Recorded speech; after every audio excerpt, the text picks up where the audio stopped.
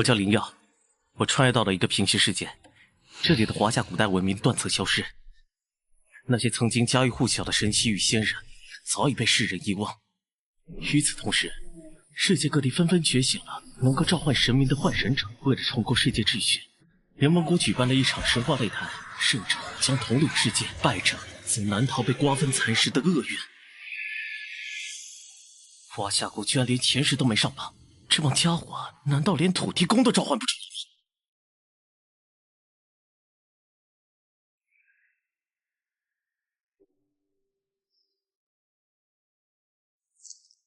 哈哈哈哈哈！华夏的鬼神就这点能耐？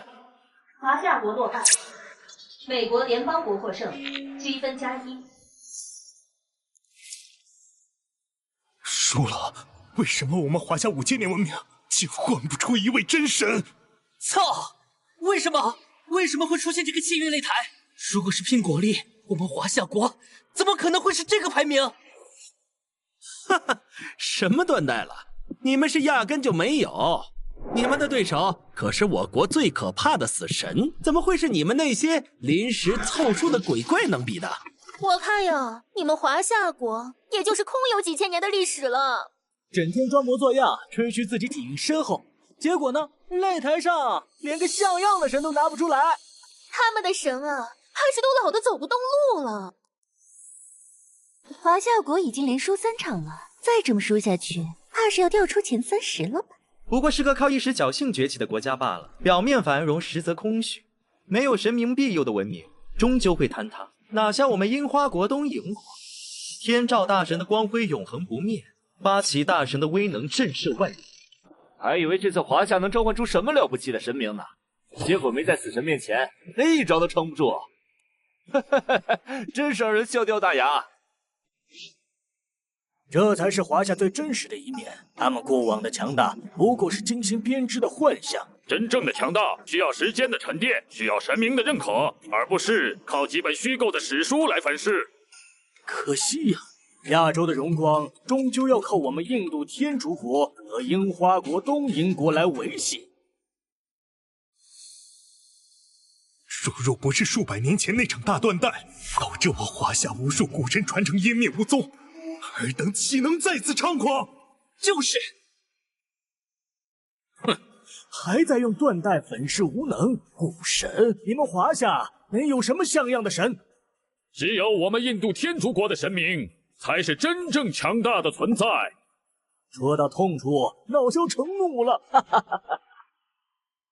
中国古代的神明竟断层式消失了，难怪会陷入今日这般绝境。华夏国派遣新的幻神者，开启第2轮。这一轮还能派谁？我们还有路可走吗？有，还有希望。前几日不是有幻神者成功沟通了一位拥有尊名的神明吗？啊，罗正浩，你要他现在就杀？那是我们仅存的底牌，是最后的火种，现在亮出来太早了。走，下一轮结束，30名开位直接出局，华夏就被除名了。到时候留着底牌有什么用？没错，再不用就永无机会了。难道要眼睁睁看着蛮夷瓜分我神州沃土，让列祖列宗在九泉之下死不瞑目啊！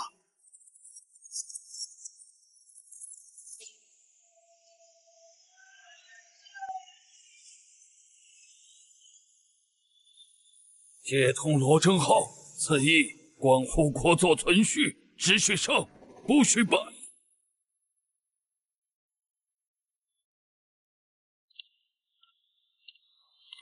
等等，你上去赢的把握有多大？只有50%。那位神明我尚未完全沟通，能映照出几分实力仍是未知。既然如此，那就换我上吧。你放肆！此人是谁？身为幻神者，他知不知道这是关乎国运的生死之战？岂容他逞匹夫之勇，乱我华夏大局？档案显示，林耀今日刚被选中的新人幻神者。荒唐！罗正浩，不要听！你上胜率50%，而我上是100%。放心吧，我华夏的神明可远比你想象中的要强大得多。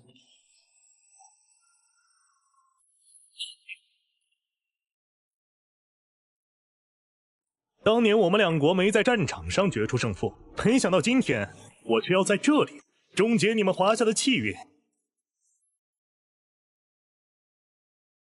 纵观5000年华夏史，竟未孕育出一位真神庇佑。虽为邻邦1000年，眼见文明湮灭，不过请放心，贵国的万里河山，我们自会妥善接管。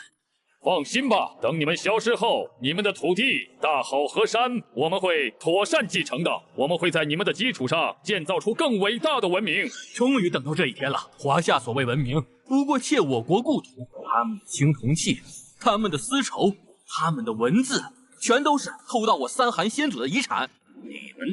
你们也配？那是我们樱花国东瀛国的。胡说八道！当初整个华夏半壁江山都是我们的，被他们强取豪夺给偷窃了。就凭你们也配？我华夏传承至今，有史可考，煌煌5000载，文明之火从未断绝。你们这等蛮夷之邦，纵有神明，不过蒙昧之辈，也配与我华夏相提并论？5000年，5000年，你们连一位能站在这擂台上的神明都召唤不出来吗？你们华夏人除了这张嘴，还剩什么？井蛙不可语海。你这是什么意思？我知道你们华夏有给死人上香的习惯，这么急着给自己办后事？香乃祭奠亡魂之物，阴气森森，岂能以此亵渎神明？这是大不敬，是自绝于天呐！完了，彻底完了！煌煌数千载的华夏传承，列祖列宗的心血，今日竟要断送在这亵渎之举上了吗？啊！林耀，你疯了吗？快住手！香是祭奠亡者的，是给逝者的供奉，你这是在亵渎神明，自寻死路！快收起来！谁告诉你，香只是给死人用的？香火可不只是祭奠亡魂，而是人神沟通的媒介。袅袅青烟可上达天庭，下通幽冥，此乃人神交感之桥，心意通达之境。馨香感神，神气降格。为何在文献中从来没有记载过这些？啊，香火能通神？香火通神？拿死人的东西敬神？哼！我要是神明，不被你这亵渎之举，记得降下神罚才怪。上古之世，明时国裸蚌革，腥骚恶臭，遂人世钻碎取火，以化腥骚，而民悦之，者亡天下。遂人世不仅带来火种，更以火焚香祭祀，开人神沟通之先河。天地沟通之时，后续香火祭天，礼敬神明之志，皆源于此。尔等井蛙，归得几日天光，也配妄议我华夏敬神之道。我华夏的三香，敬天、敬地、敬人，象征三才，贯通宇宙。三竹分壁，达于八荒；山岳啸灵，川泽成祥。神奇格斯，惠我无疆。尽焚真香，虔诚上启。北阴丰都罗山五岳大帝，十殿玄清慈王真君。今以三炷馨香，叩请幽冥圣众，阎罗法王显圣灵坛。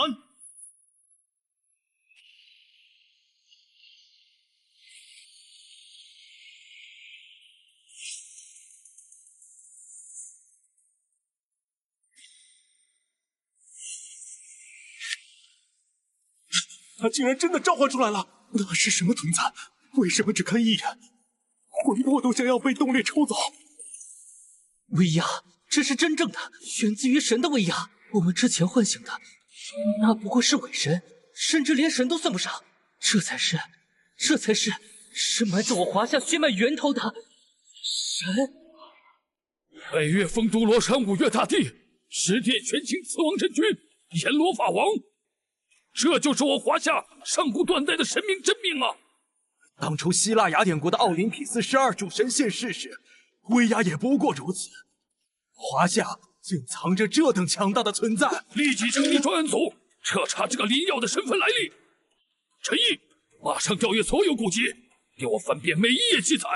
香火通神，背阴风都罗神五岳大帝，十殿玄清死亡真君，阎罗法王，一定要找到有关于这些信息。这可能是华夏迄今为止第一位真正意义上的神明。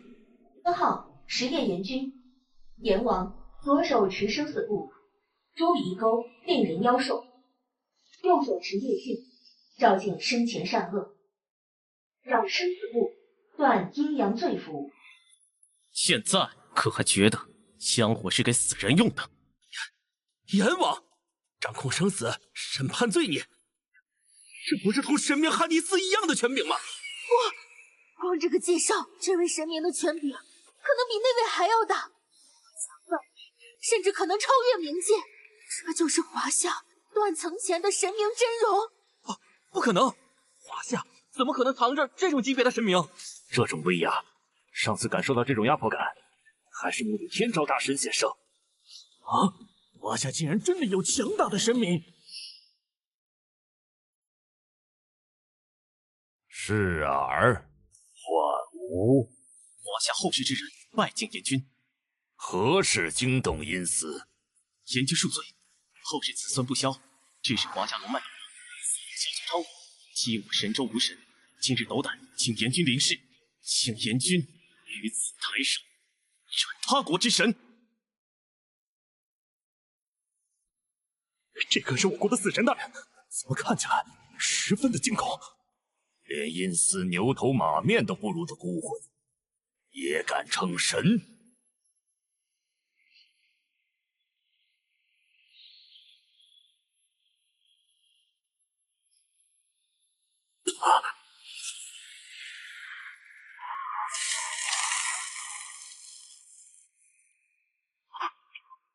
不可能！还有哪国的神明敢挑战我华夏神威？败了，这么轻易的就败了，现在怎么办？华夏这次召唤的明显是1级神，普通神明根本不可能抗衡。既然如此，只能动用那个了。你是说天使？路易斯，这一次你上吧，不要留余地，直接将华夏国从这场神战上彻底踢出去。哼，放心，长官，有我在，华夏国这一次不会掀起什么风浪。路易斯，这一场就靠你了，拿下华国，我们两国今日必将要在此分出胜负。本来想着给华夏国留下最后的体面，现在看来根本不需要了。圣洁者，火焰之翼，神域之始，愿你踏碎虚空的阶梯，降临此间净土。星辰为你铺路，圣歌为你引航，降临吧，光之眷属。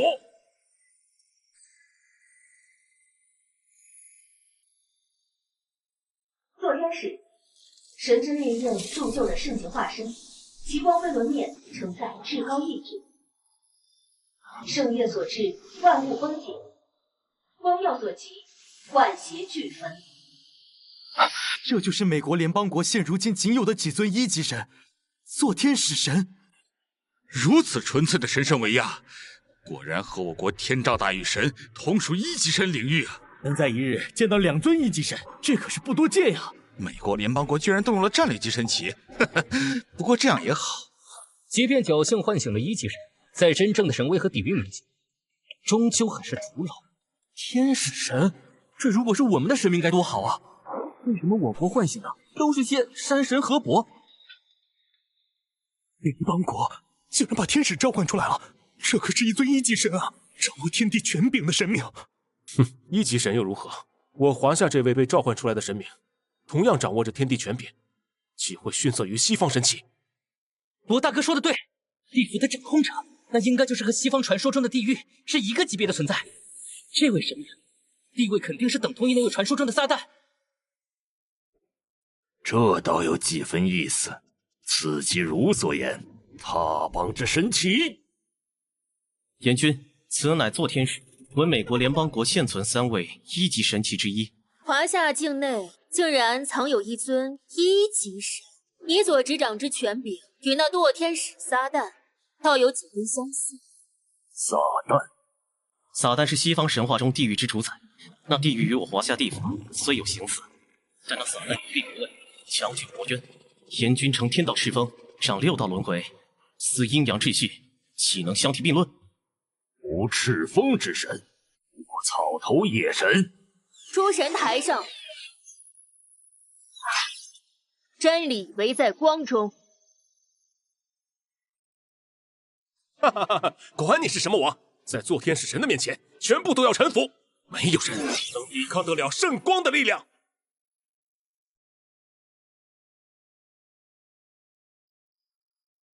这力量倒是与灵山那些秃驴的手段有几分相似。这不可能！从没有神明能在圣光中毫发无损。做天使的神圣之光是天下邪祟的天然克星，可是连2级神明都能瞬间净化的呀！即便华夏的神是和做天使神同阶，也不可能。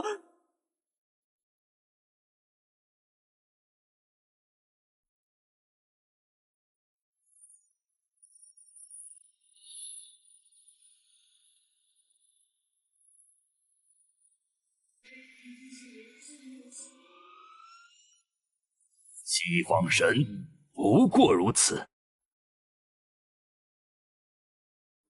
狂妄！以圣光之名，此剑焚尽不竭，言所至，万邪湮灭，圣火灼处，即为终焉。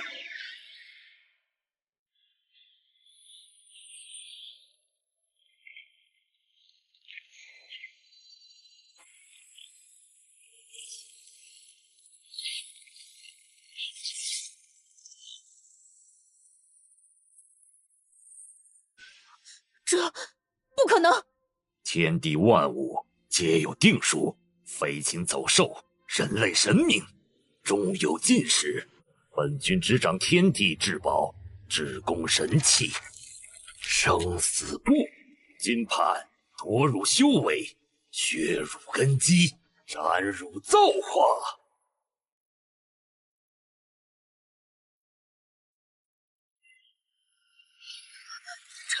这是怎么回事？为何我身上的神力在流失？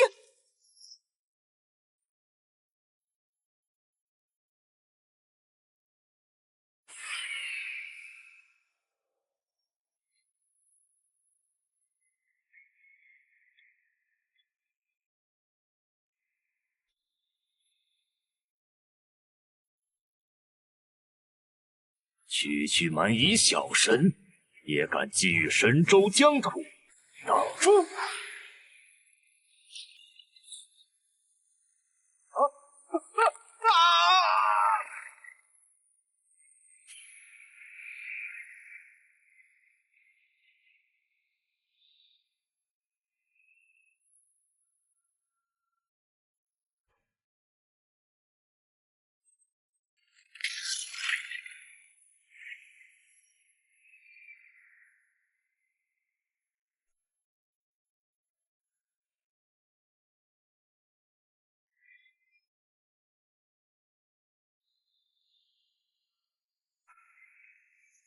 那可是1级神啊！不可能！做天使大人怎么会输？不可能看错，华夏人召唤出来的神明，同样也是一尊1级神，同样都是1级神，为何差距会如此悬殊？是那本书。书？一些强大的神明往往会伴随着无比强大的神器，这些神器不只是只有威能，神器分3等，3器载力，圣器载德。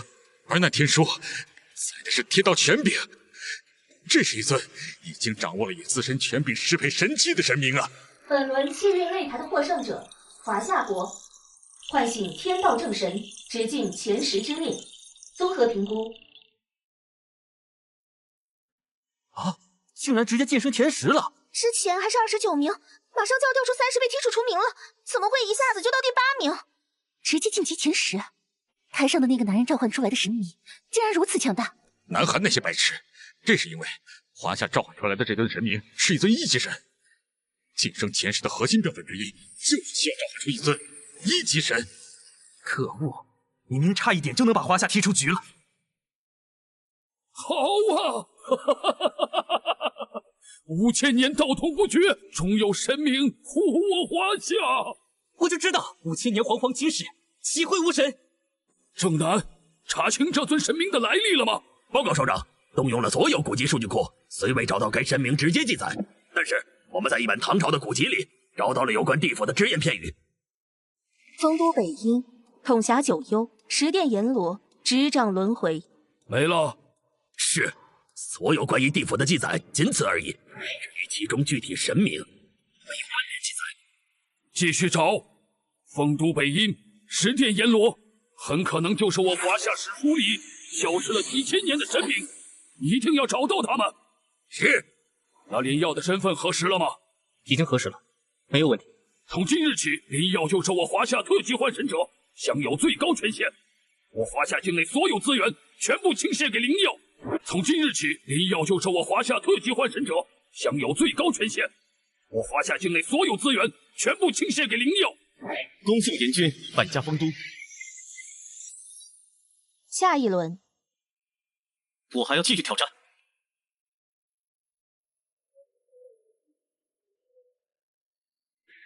林耀，一位神在短时间内只能上场一次，即便是你要挑战，也无法再继续召唤那位一级神。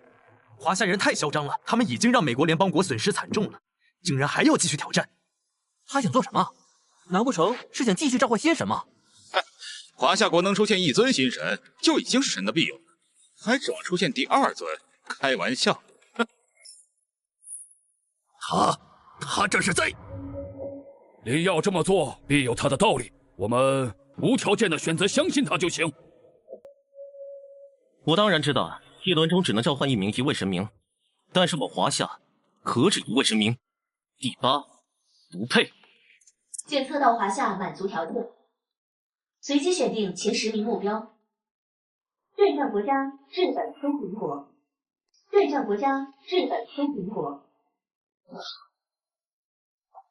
佐佐木，这场你上。这个男人有点古怪，我们不能有闪失。好。你能召唤一位真正的神明，已经是难得可贵、万中无一。为何你还要继续征战？难不成你真的认为你们华夏还有第2尊神吗？天元之圣光垂领，道合神使，白面金毛之尊，请于现世显现您的真姿，不以清净之心，祈愿与您结缘。于此神圣之际，吾等潜心恭候。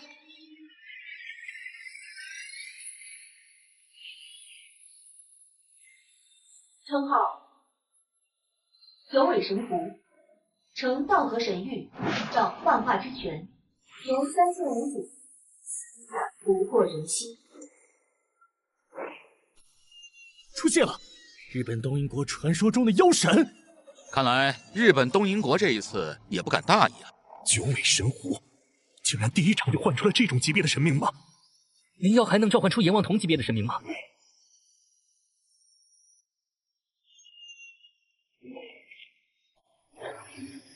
太乙金光，莲华圣面，乾坤为证，日月闻名。弟子甜心奉请中坛元帅，气死万尘，孤法诛邪。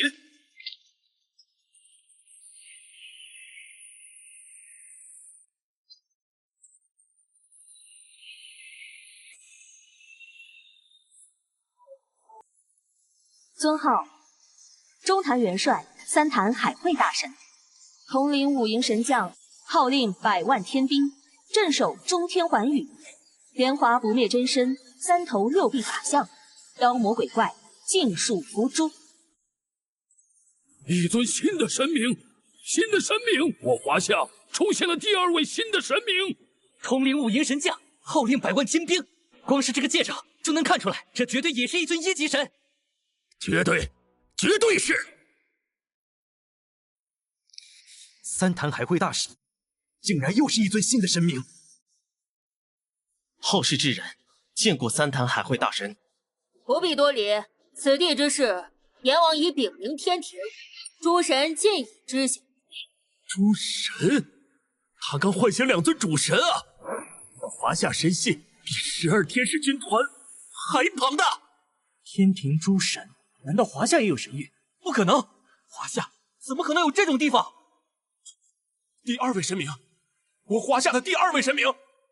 天庭诸神，我华夏的诸神真的是存在的，没有放弃我们。首长，这天庭2字在我们的古籍文献中有过记载的，是传说中神明居所。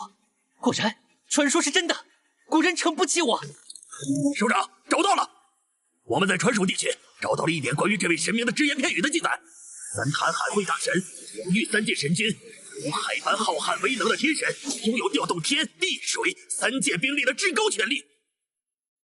统御3界神君，如海般浩瀚威能，这和诸神台上记载的统领5营神将，号领100万天兵，镇守中天寰域完全吻合。这位神明绝对是一级生无疑，这位神明绝对是一级生无疑。而且听其所言，天庭已经知晓此地变故，那些传说中消失无踪的神明，极可能都将重现人间。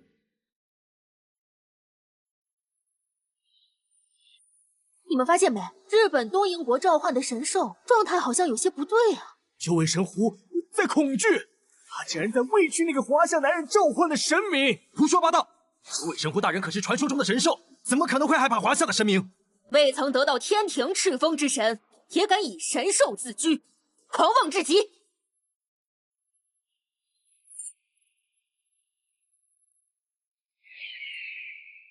找死！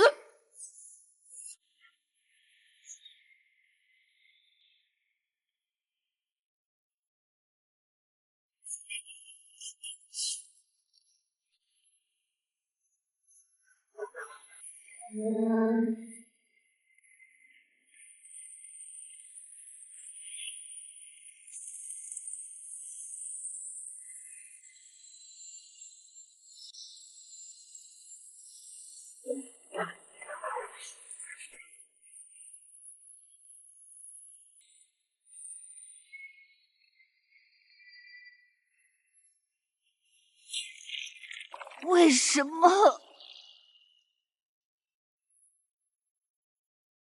还有谁？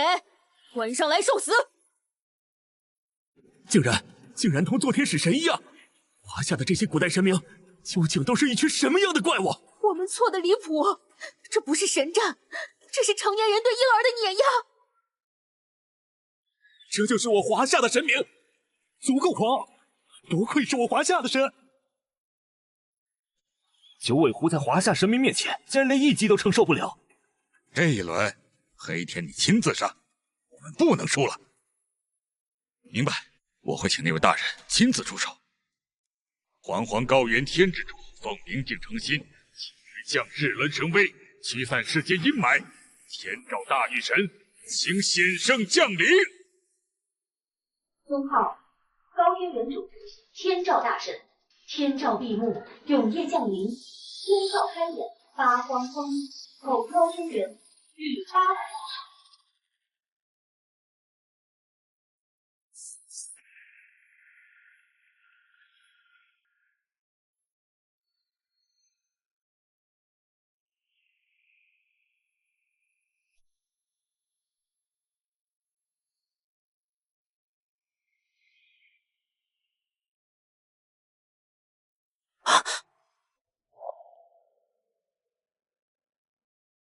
这就是3头6臂恶哪吒，3坛海会大神。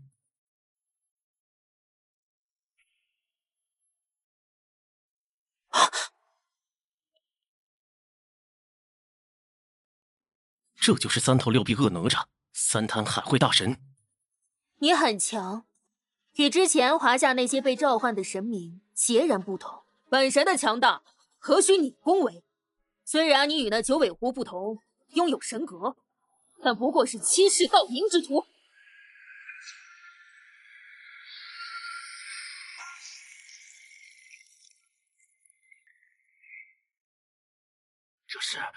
这是神器，又是一件神器，能够影响到诸神台，这必定是神器无疑了。先前出现了地府阎君，现如今这位3坛海会大神，竟然都掌握着神器。等等，他手上那些，该不会全是……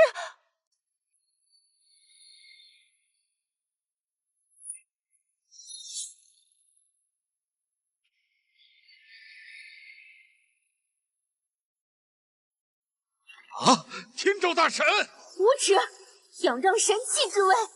哼，死在我手中之神多如繁星，他们临死前都和你一样不甘。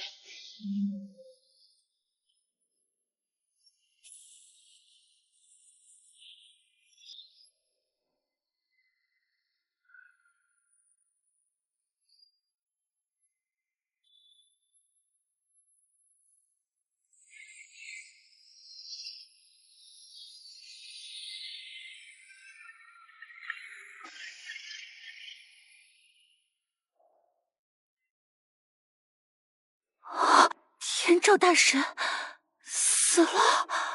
开什么玩笑？那可是我们东瀛国的护国大神啊，怎么可能就这么死了？竟然同样被轻而易举的打败了！强大到令人恐惧，这种碾压级力量，我只在那几位主神的身上见到过。想要打败华夏的这2个神明，我们可能要唤醒那位传说中的地狱之主了。唤醒那位存在？你疯了吗？我国的那位可是能与主神宙斯、奥丁相提并论的存在。难道我们现在还有别的办法了吗？不知道你们有没有留意这个神的介绍？统领5营神将，号令100万天兵，镇守中天寰宇。5营神将，100万天兵。华夏的神似乎比我们想象中的更加强大，更加庞大，更加可怕。赢了！我华夏的神赢了！三坛海会大神，从此以后，我将会是你最忠诚、最虔诚的信徒。三坛海会大神，你似乎对我们很了解。三坛海会大神之名响彻3界。哼，你知道我说的不是这个意思。哦，对了，有个猴子和3眼，让我捎句话，下一次让他们上。孙大圣和二郎显圣真君。哼，看来你还真的对我们挺了解的。这2个家伙都嚷嚷着要过来，小家伙，好好选。好好选？这怎么好好选？这应该不会是那2位对我的威胁吧？应该不会。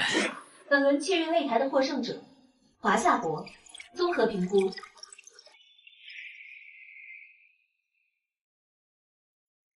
第5名，华夏至今只唤醒2位神明，凭什么？我们美国联邦如今显露出来的，除去已经死亡的堕天使，至少还有4位神，为什么会排名在华夏之下？一战折损2尊神，这一场对我们东瀛国来说损失太大了，直接跌落2名。也许这才是华夏国真正的潜力和实力。前5实力，若他们真如那位神明所说，仍藏有诸神，那华夏的实力很可能稳坐前3之列。前3的位置可不仅仅只是以数量衡量的神为单位计算的，没有主神，至高级别的神终究还是空谈。说的不错，即便是华夏真的出现几尊神明，也改变不了前3的格局，终将止步于此。本来以为华夏会被淘汰，彻底消失，没想到眨眼间就冲到了第5名，追上来。一个有着几千年记载的古国，要是真的消失了，还挺令人遗憾的。果然，林瑶不会让我们失望。我记得某人之前还激动地拍桌子了。谁知道林瑶竟然能一次性召唤2位神？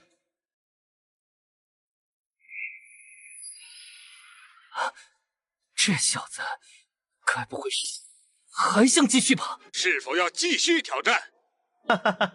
说实话，我本想着北伐一次就足够了，能在这金榜前5留个名次。可方才关榜之时，我华夏诸神对此颇感兴趣。既然如此，那我只好顺从神明意愿，挑战继续。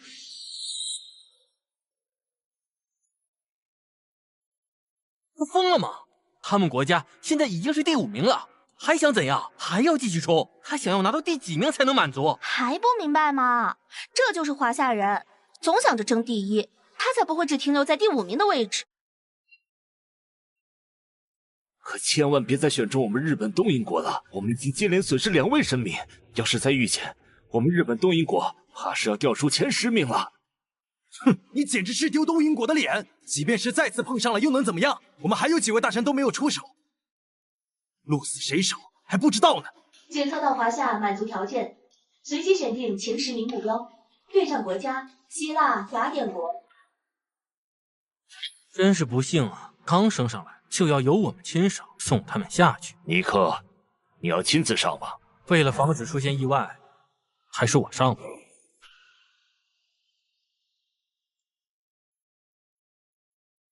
收手本是你最好的选择，第5名，已经能对得起你们国家的地位和身份了。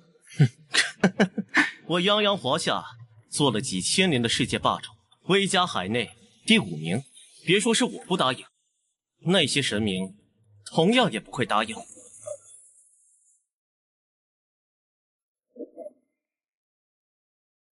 神圣的哈迪斯，冥界之主，以奥林匹斯诸神之名，恳请您倾听凡人的呼唤，以您的慈悲开启黑暗之门。星号幽冥水彩，冥界至高神，统一王者国度，执掌生死轮回，震慑3界归命。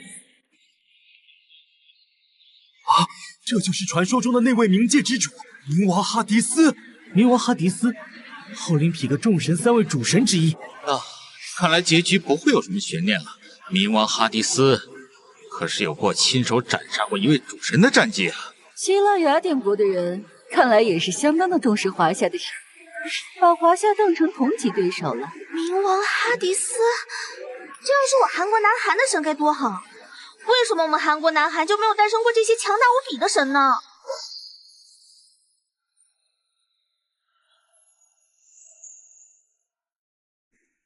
尼克，如果这一次的对手还是同以往那般弱小的话，可别怪我收走你的灵魂。哈迪斯大人，这次绝对是值得您出手的强敌。二郎险胜真君，大圣，选谁好呢？既然都已经打过招呼，再选其他神，怕是不太好了。乾坤浩荡，日月齐光，弟子诚心奉请大圣爷显法相天地真身。二郎险胜真君，您老人家可不能怪我的，这猴传说中蛮不讲理的，您老看起来挺讲道理的，这次先让他上，下次一定请您。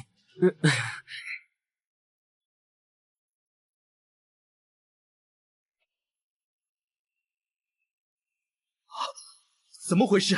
怎么没有动静？神将失败了。该不会是那边2位打起来了吧？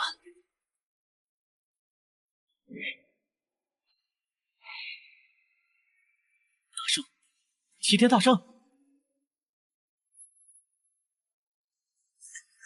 该不会2位神就是你的极限了吧？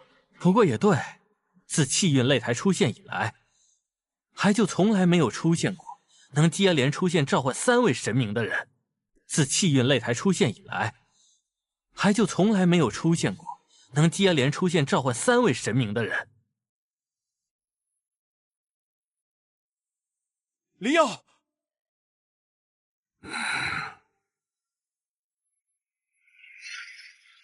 蝼蚁，你的神明似乎抛弃你了。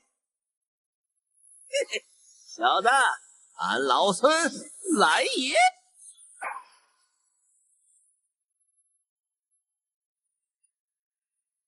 尊号齐天大圣，美猴王，放仙9霄云剑，混灭万古天罡，自在乾坤独尊，逍遥寰宇无垠。大圣啊，您要是再慢些，我就要和您说再见了。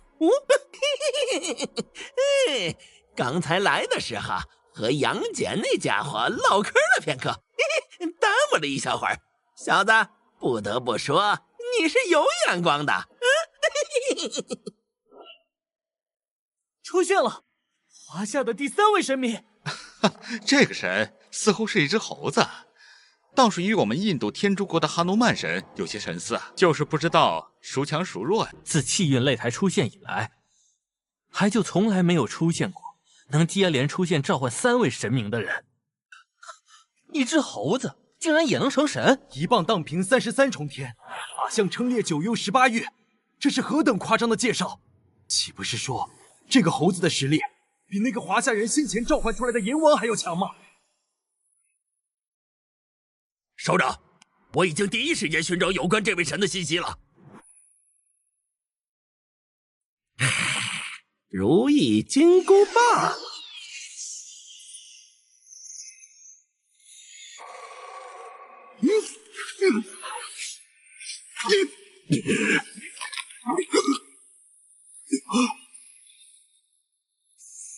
哈迪斯大人，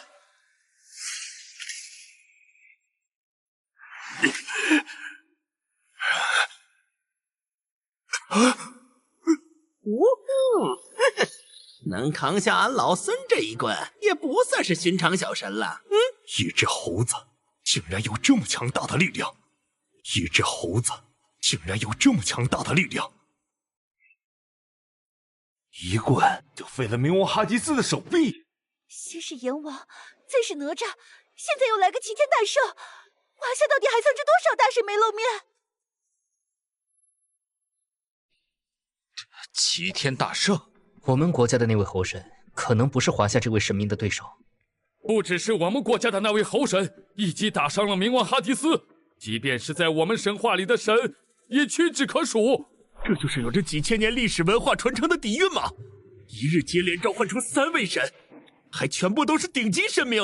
哈迪斯可是希腊雅典国神话的冥界之主啊！没意思，没意思。你们这些西方神明为什么会这么弱？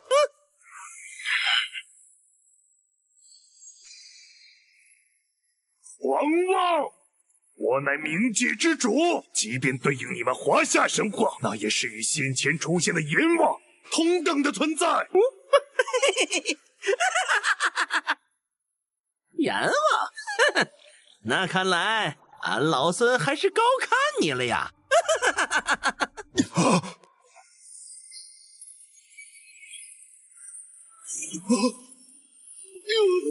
不可能！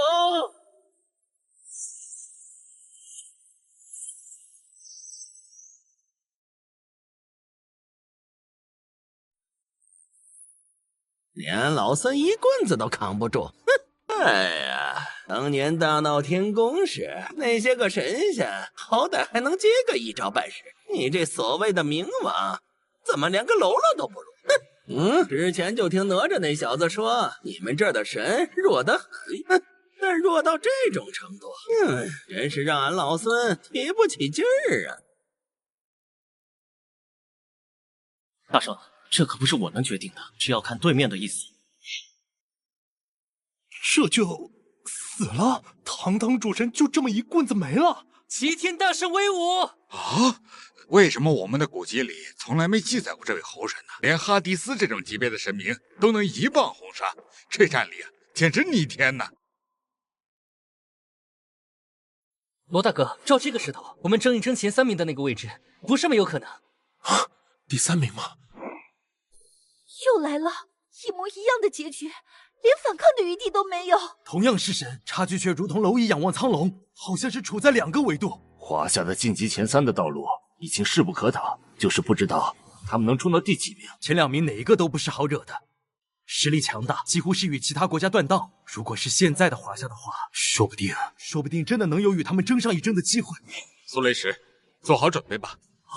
拉维，苏雷石沟通的神可是……拉维，会不会太早了？这华夏的神明虽然强大，但是比起我们还是有一段距离。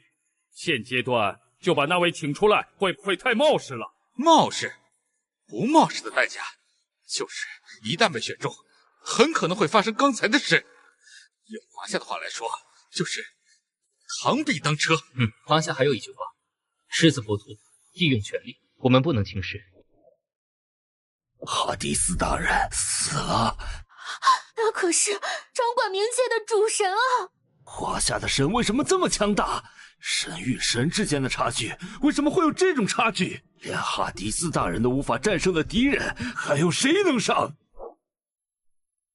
现在这种局面，也只能召唤那位传说中的神王宙斯了。虽然至今为止，我还没有和那位安全建立起沟通。卡蒙，国家的希望就全靠你了。我们已经损失了一位主神，已经不能容不得再输下去了。我叫卡蒙，灵耀，今日你已经斩落第4尊神了，今天不会只有4尊神死亡。你说的对，但是我更相信我所侍奉的神。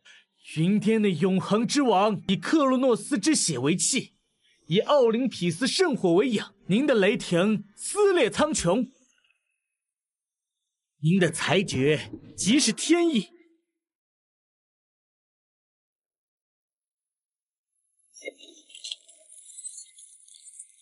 降临吧，神王宙斯！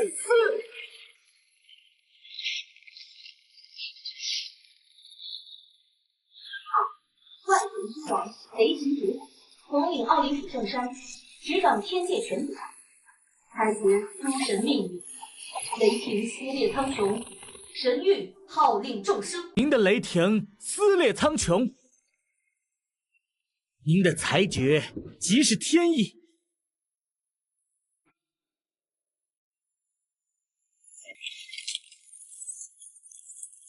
降临吧，神王宙斯！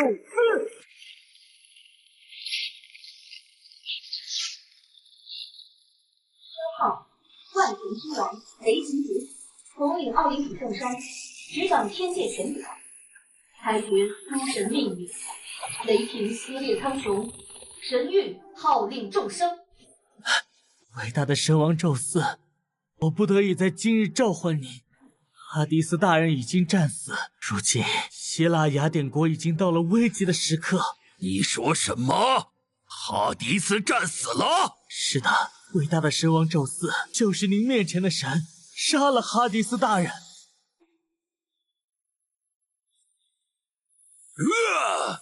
你杀了我的兄弟！嘿嘿，总算来了个像样的，掌握的天地权柄。这雷法，倒有几分雷祖那老儿的味道。跪下！当年在斩仙台上9霄神雷都奈何不得俺老孙，就凭你也想伤俺老孙？今日俺老孙倒要看看你有什么能耐，能坐稳这万仙之王的位置。哼！狂妄之辈！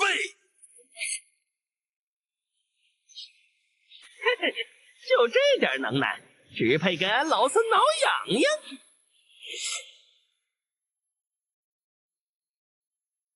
俺老孙当年大闹天宫，10万天兵天将都拦不住俺，哪吒3头6臂勉强跟俺过上几招，杨戬那3只眼也不过斗个旗鼓相当。就连太上老君的金刚镯也不过是困住俺一时半刻，就凭你一个欺世盗名的小毛神，也配在俺老孙面前放肆？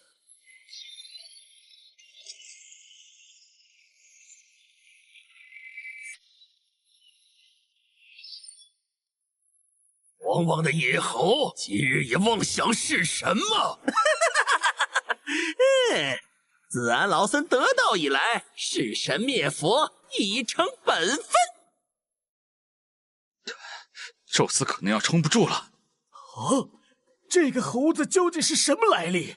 华夏的神明既然有着这么强大的实力，为何在之前的几千年的历史中，从来没有听说过他们的存在？这些神真的是源自于华夏吗？这些神真的是源自于华夏吗？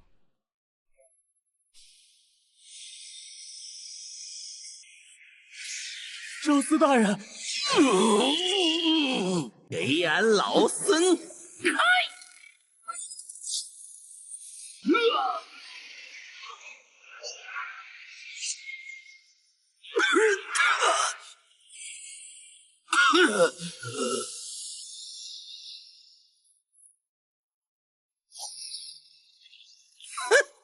不过是趁我等不在，窃取天道权柄的家伙，竟然也敢在俺老孙面前耀武扬威！死了，宙斯大人死了！宙斯大神可是众神之王呀，怎么可能会死？世界上怎么会存在能够杀死众神之王的存在？啊，死了！又一位主神级别的神死了，死去的还是众神之王宙斯。与我们的那位神王奥迪是同一级别的强者。神话传说之中的众神之王，竟然就这么死了！魔王哈迪斯，众神之王宙斯，希腊雅典国竟然接连损失了2位主神级别的强者。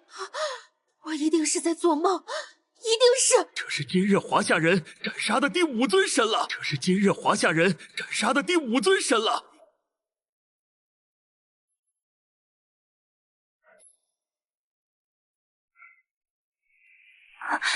刚才那神猴说，趁我等不在，窃取天道权柄，是什么意思啊？难不成在远古之时，他们才是真正的至高神祇？正因他们的消失，后来的神明们才能。华夏文明几千年没有详细记载，很可能正如那尊神所说，他们曾经强大无比，确实消失过一段时间。在这期间，被他们庇护的凡人渐渐遗忘了他们的存在。你这个话未免太危言耸听了吧？大圣，何出此言？当年因为某些原因，我们一众神仙全部奉命前往天庭，离开此界。刚才那老头一出手，俺老孙就看出来了，这小子窃取了雷部众神的权柄。可惜只得其形，未得其神。原来如此。小子，说来惊险，神仙多是依靠凡人香火修行，正是你的召唤，让我们在茫茫混沌中找到了归途。若再晚个千百年，怕是真的要迷失在混沌中了。大圣，这气运擂台又是何物？这东西，俺老孙当年有所耳闻，是在前往混沌前，玉帝特地有请3位天外天的老爷，与其亲自出手炼制，专为指引归途。只要有人还能记得我等尊名，便能顺此路标指引回归。没想到这个当年留下的后手，竟然真的用上了。看来俺们离去后，有不少宵小惦记着空缺的天地正神位呀。小子，这些小神有些无趣，俺老孙走了。恭送大圣。本轮气运擂台的获胜者，华夏。综合评估，古籍记载断层，是因众神远征未归。原来我们华夏的神明不是没有记载，而是诸神在混沌中迷失了归途，逐渐被遗忘。不愧是我华夏的神仙，能预料到未来可能发生的事情，提前几千年布局。没曾想，这个突然出现的神仙擂台，竟然就是我华夏神仙们的手笔。本以为我们华夏无神。没曾想是那些西方、东南亚的国家，趁着华夏神明不在，以下犯上，趁机夺取我华夏神明的权柄，简直可耻，简直可恨呐！不属于自己的，终究不是属于自己，偷来的东西被主人找到了，可是要死得很惨的。怪不得我华夏的神在出现的时候，对国外的这些神下手会这么狠，想必是第一眼就看出来了。首长，听刚才的那位神仙所言，我们华夏的神已经找到了回来的路，未来将会陆陆续续的全部回归。这下我们华夏可以高枕无忧了。首长，我建议现在就赶紧准备古代诸神回归事宜。西方诸神不过昔日附庸，待我华夏正神归位，则按擂台规则清算权柄，接管列国疆土。说得对，我们的确应该着手准备此事了。华夏的诸神曾经消失了很长一段时间，这才导致其他国家的神明出现嘛？这不可能，华夏怎么可能会有这么辉煌的历史？华夏人，你们的神杀了我们的宙斯大人，现在还敢污蔑我们的神明是盗贼？在这一点上，我承认你们华夏人是南韩人的祖宗了。偷窃成性，一脉相承。戏吧！你们印度天竺国人疯了吗？我们大韩民国8000年历史。我说之前为什么看你们西方的诸神，看起总有一些似曾相识的感觉呢？原来都是一些窃贼。说谁是窃贼呢？华夏的神简直是在胡说八道。国家的天使神高高在上，是上帝的化身，怎么可能去做这种事情？不要以为你们华夏的神明战胜了希腊雅典国的主神就能望眼，不然即便是你们华夏的神回归，也必将会惹起众怒。华夏的少年呐，每一位神的诞生都是源自于天地，怎么可能会做出窃取他们权柄的事情？的确，至于你们华夏神口中所说的这气运擂台，是出自于你们华夏神的手中，更是玩笑。这种天地意识，怎么可能是单纯的神力能够左右？你们那些神也算是神，在我华夏的神明当中，充其量也就是一个打杂的、当宠物的罢了。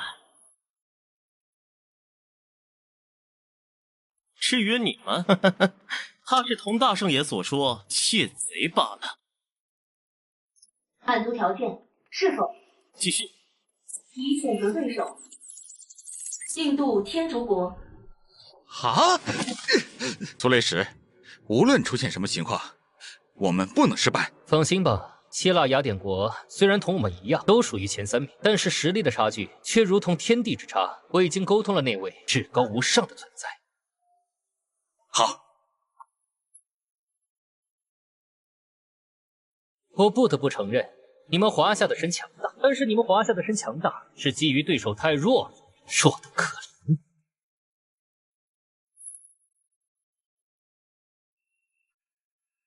谁是这个混蛋？你要知道，前10名国家之间的神明有差距，前3名亦有差距。我印度天竺国的神可不同于他们那般弱小。哼，你这么说，那我真的倒是很期待了。你会明白，你今天做出继续征战的决定会有多么的愚蠢。以创世真名，换永恒之源。不对，他不是在召唤之前出现过的神，这是在召唤他们印度天竺国传说中的那3位至高神。至高神？这个世界上还有这么强大恐怖的神吗？神不过是人对于他们的称呼罢了。也许在神的眼中，至高无上的存在对于他们来说同样是神。伟大的梵天，请赐予弟子片刻的恩典，用创世的圣光驱散一切黑暗，永恒的真理照亮众生。请召唤吧，万物的编织者，至高梵天。创世至高，梵天，刺手召见过去未来，金莲绽放，即是宇宙初开。这就是创世神梵天，这就是创世神梵天。这是何等强大，何等伟岸！4手召见过去未来，金莲绽放，即是宇宙初开。这就是创世神吗？创世神梵天，今日出现主神级别的人物就算了，没想到连从未出现过的创世神级别的人物都出现了。结局已经注定了，华夏接下来召唤出来的神明再强大，也不可能超过舒雷石召唤出来的创世神。创世神？就你们这也配叫做创世神吗？看来当年我华夏古神的消失，真的给了你们这些人很大的自信啊！既然如此，那我便将我华夏神话中那位传说中至高无上的存在召唤出来，让你们见识见识，什么才叫做真正的神！小子灵药，诚惶诚恐！谨奏昊天金爵，至尊玉皇上帝，今有贼人窃我华夏神明权柄，乾坤倒悬，扶起陛下垂帘苍生，降下天威，肃清寰宇，恭请玉帝显圣，降法旨，以正天罡。昊天金阙无上至尊，自然妙有弥罗，至尊玉皇上帝，统御诸天，宗理万圣，主宰宇宙，开化万天，行天之道，护天之德，造化万物，济度群生，权衡3界，统御万灵，无量度人，为天界至尊之神，万天帝王，总管3界、10方、4生、6道一切阴阳福祸。统御诸天，纵领万圣，这就是我们华夏文明传说中的那位至高神明。总管3界、10方、4生、6道一切阴阳祸福，这些词条是能出现在一个人的身上的吗？这就是华夏的至高神明，是那个刚才消失的猴神所说的玉帝，创造出气运擂台的人之一。喂，你们看，那印度天竺召唤出来的至高神梵天，是不是在恐惧？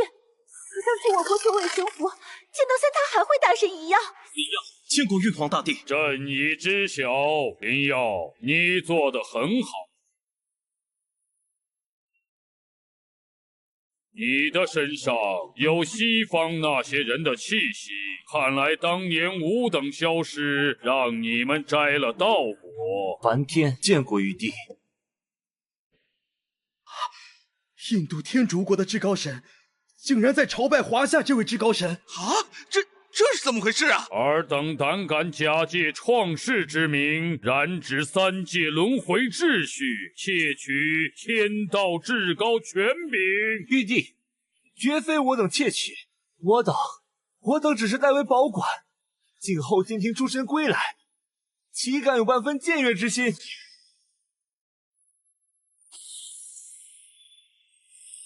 玉帝，饶命！玉帝。